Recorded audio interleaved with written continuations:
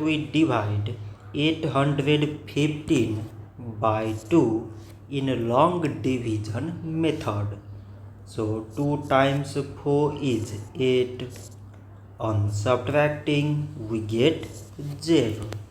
So now we put down this 1 and 2 times 0 means 0.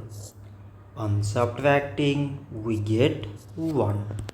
So now we put down this 5 and it is 15.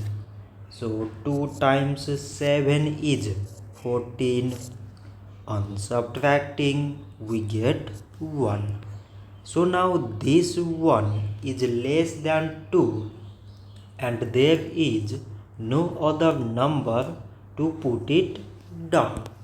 So we take here decimal so that we put 0.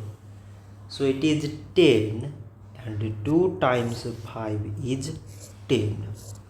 On subtracting we get 0. So 815 divided by 2 is 407.5. So this much for today and thanks for watching.